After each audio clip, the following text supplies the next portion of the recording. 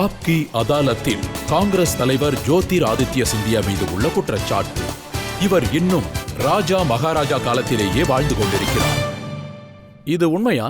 நீங்க குவாலியருக்கோ குணாவுக்கோ போனா மக்கள் உங்களை மகாராஜான்னு அழைக்கணும்னு விரும்புறீங்களாமே? கண்டிப்பா இல்ல.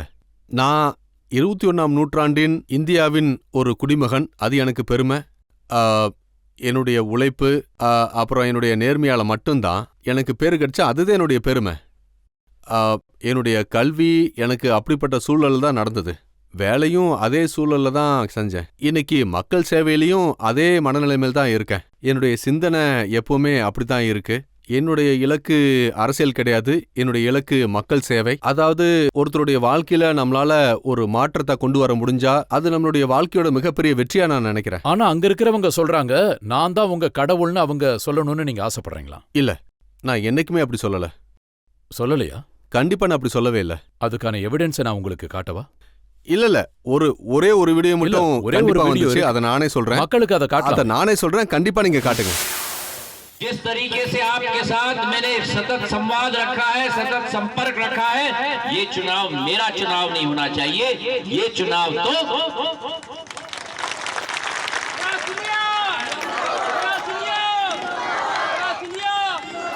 जिस तरीके से भगवान के रूप में मैं आपको हर महीने आपके बीच में आकर आपके समस्याओं का समाधान निकालता हूं, विकास प्रगति लाता हूं, उसी तरह मतदान के दिन एक दिन प्रजातंत्र के मंदिर में जाकर मतदान के केंद्र में जाकर இந்த வீடியோ ஏற்கனவே காட்டப்பட்டிருக்கு. அந்த டிவி நேர்காணல்லையே நான் சொன்னேன். 10 முறை நான் அப்பவே சொன்னேன், எனக்கு என்னுடைய மக்கள் மட்டும்தான் கடவுள். அவங்கள சந்திக்கிறதுக்காக எப்பவும் ஒவ்வொரு மாசமும் நான் அவங்க முன்னாடி நிப்பேன். ஏன்னா என்னோட தொகுதியில மக்கள் கிட்ட எனக்கு அப்படி ஒரு உறவு தான் இருக்கு. தெரியாம அந்த வார்த்தைகளை சொல்லியிருக்கலாம். நீங்க பாக்குறதும் அப்படி ஒரு விஷயம் தான். ஏன்னா நான் அந்த வார்த்தைக்கு முன்னாடி கண்டிப்பா நிக்க மாட்டேன். எங்க தவறு இருந்தாலும் அதை நான் 100% ஒத்துப்பேன். ரொம்ப நல்ல விஷயம். சீக்கிரமா 2-3 கேள்வி. இங்கிருந்து செகண்ட் ரோ நீங்க கேளுங்க.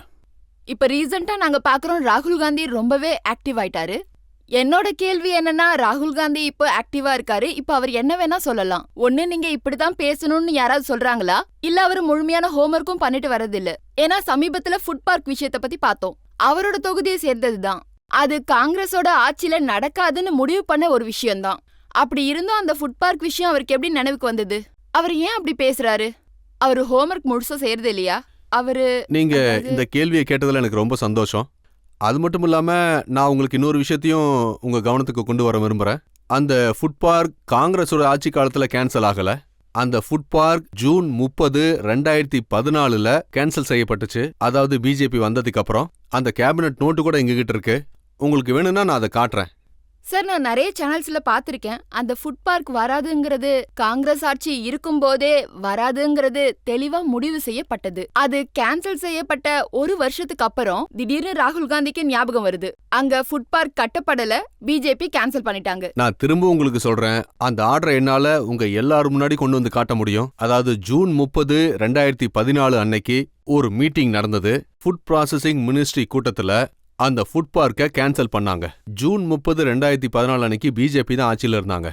முக்கியமான விஷயம் என்னன்னா, ராகுல் காந்தி ஹோம்ஒர்க் பண்ணிட்டு வர்றதில்லன்னு மக்கள் மனசுல ஒரு இம்ப்ரெஷன் ஏற்படுது. இல்ல, அவரு ஹோம்ஒர்க் முடிச்சிட்டு தான் வர்றாரு ஒவ்வொரு விஷயத்திலயும். ஏன்னா நீங்களே பாத்திருப்பீங்க, பாராளுமன்றத்திலயும் வெளியிலயும் ஒரு விஷயத்தை அவர் எடுத்து பேசினா அது அவர் ஆக்கப்பூர்வமா தான் பேசுவாரு.